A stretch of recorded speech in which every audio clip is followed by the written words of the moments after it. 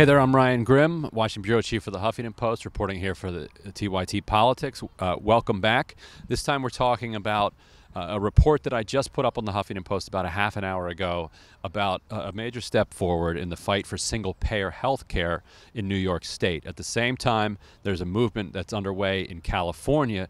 If both of those states were able to enact single-payer in the next year or two, that would cover something like 20% of the entire country. So while there may be Donald Trump in the White House right now, there are things moving forward on the ground. Here's the major development. So first of all, you have to understand how strange the New York Senate is. There are 63 Senate seats.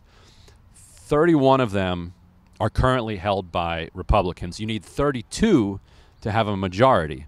But there is one Democrat, Orthodox Jew from, I believe he's from Brooklyn, who represents a fairly conservative district and actually caucuses with Republicans. So that gives them the 32 they need to have control of the Senate. On top of that, you have 8 members of what's called the IDC, the Independent Democratic Caucus.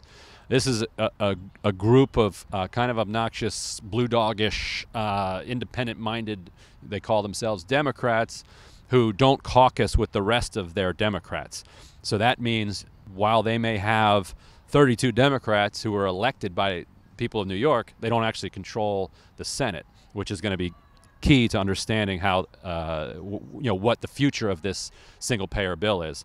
The news that just broke today is that Senator Klein, who is the head of the IDC, has signed on as a co-sponsor of the single-payer bill and brought along the last remaining IDC member who was not yet a co-sponsor. So that gives you all 8 members of the IDC in support. There are actually only 22 other Democrats in the body right now because there's a special election coming. Let's assume there's 23. That still leaves them 1 vote short.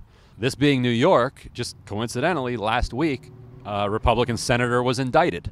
So it's possible, not guaranteed, because indictment doesn't necessarily mean you have to leave your seat, but it's possible he winds up resigning. Sometimes prosecutors will take a resignation in lieu of a prison sentence, and they'll drop charges if you drop out of politics.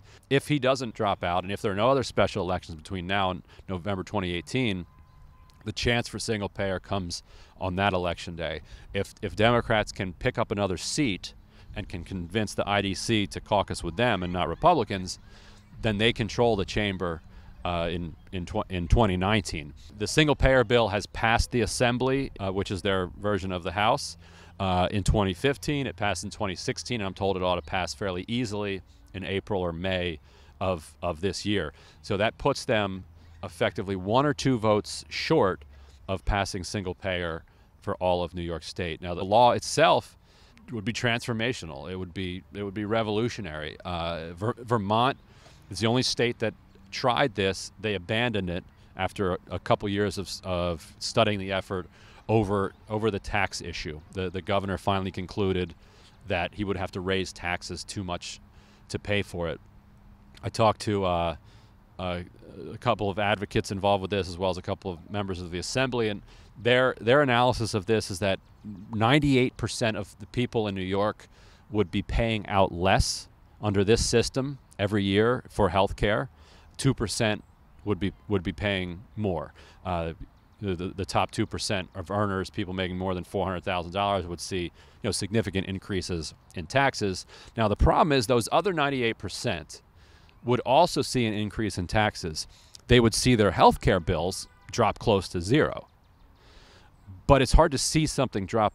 It's hard to see something that is zero. That's a dog that doesn't bark. So what you do see, you see your tax bill going up. You recognize, yes, okay, I'm getting free health care now, and this is great. But then when you're paying your tax bill, a lot of people tend to forget about it. And so that's why I think in Vermont, the politics of it got a bit dicey. But as Bernie Sanders often argued during the campaign, yes, single-payer Medicare for all means a tax increase of X, but that the amount that your taxes go up is less than you're already paying in health care. So in your pocket, you actually have more money. It is a rational policy, but the question is, can they get it past what is sometimes an irrational electorate. So happy to take any of your questions on this. Walter Yates is wondering if states passing laws like this would be a movement toward impressing upon federal elected representatives to embrace it as well. Yeah, it absolutely would be. Symbolism aside, think about what I had said earlier. 1 in 5 people live in New York or California. So we're not just talking about Vermont doing this as an example for the rest of the country. We're talking about 1/5 of the country getting there. And if you pick up a couple of other big states, you very quickly get to half the population. But your point is extremely well taken. Even if they don't get all the way over the top, if they get very close and they put pressure on Jerry Brown, they put pressure on Andrew Cuomo, then other politicians, for instance Chuck Schumer and Kirsten Gillibrand, read the papers and see, oh, this is where the energy is. This is where I need to be. Or if I don't get all the way to Medicare for all, then at least I'm for a very strong public option, or I'm for expanding Medicaid, or I'm for expanding Medicaid and expanding Medicare down a little bit to cover 50 to 64. But yes, absolutely, the more energy that people see around this issue at the state level, the more they're going to see it as a way to distinguish themselves. And some of the assemblymen I talked to said when they've gone to the indivisible groups and the other political clubs around New York, healthcare is the number one issue that they're hearing from people, with immigration being close behind at number 2, with people saying, look, it's great that Republicans were not able to repeal Obamacare, but we're not done. As one assemblyman put it to me, Obamacare was a compromise of a compromise. It wasn't single payer. It wasn't even public option. It was this kind of Heritage Foundation concocted thing that does provide subsidies and expanded Medicaid and allowed people to get coverage, and it's better than the system used to be, but by no means is it what the left has always been fighting for. So with Republicans in retreat, Democrats are saying that now is the time to start pushing this. Nicholas Stoney says, will the health care plan include a public option? Well, no, it would all be public.